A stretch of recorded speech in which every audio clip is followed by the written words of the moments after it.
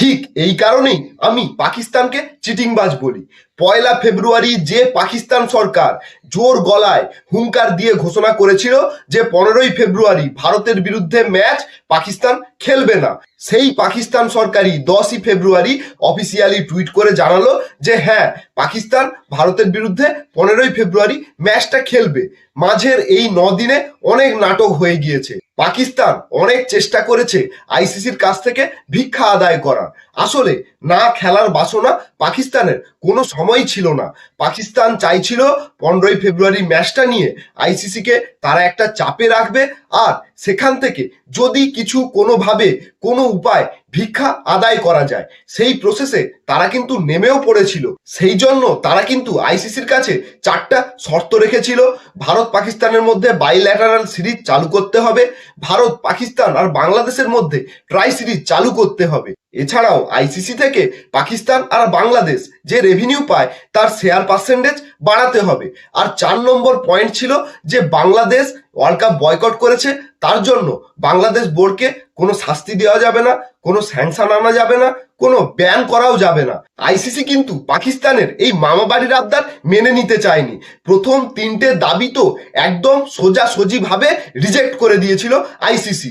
একমাত্র আইসিসি পাকিস্তানকে অপশন দিয়েছিল যে বাংলাদেশের ব্যাপারটা আইসিসি ভাবতে পারে, বাংলাদেশের উপর তারা ব্যানটা তুলে নিতে পারে। এমনকি 2031 সাল পর্যন্ত বাংলাদেশের যে ফিউচার শিডিউল হয়ে আছে আইসিসি টুর্নামেন্টের, সেগুলো আইসিসি বাংলাদেশ থেকে সরাবে না, এতটুকু আইসিসি বাংলাদেশ আর পাকিস্তানের জন্য করতে পারে। এরপরে পাকিস্তান বোর্ডের কাছে আর কোনো উপায় ছিল না, থাকবেও কি করে।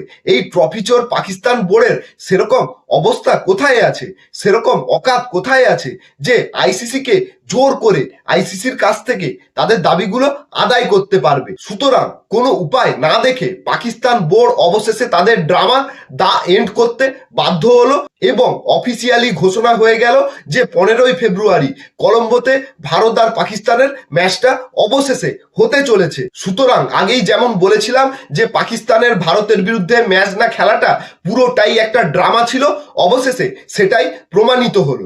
আসলে এই ট্রফি চোর চিটিংবাজ পাকিস্তানিদের চিটিংবাজি কোনো দিনই শেষ হওয়ার নয়। কোনো না কোনো উপায়, কোনো না কোনো রাস্তা ঠিক বের করবে ভিক্ষা আদায় করার জন্য।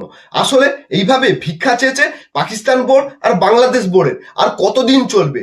এবারেই কি আইসিসির উচিত ছিল না এইসব নাটক পুরোপুরিভাবে বন্ধ করা, আর পাকিস্তানকে উচিত শিক্ষা দিয়ে বলা যে এইসব নাটক তোমাদের আর চলবে না, তোমরা হয় খেলার হলে খেলো, নয়তো মানে ওয়ার্ল্ড কাপ থেকে বিদায় নিয়ে নাও। তোমাদের কি মতামত সেটা কমেন্টে জানাতে ভুলবে না। আর ক্রিকেট সংক্রান্ত সমস্ত আপডেটের জন্য আমার চ্যানেল ক্রিকটক উইথ অগ্নিকে সাবস্ক্রাইব করতে ভুলবে না। আসছি আবার নতুন ভিডিও নিয়ে। জয় হিন্দ।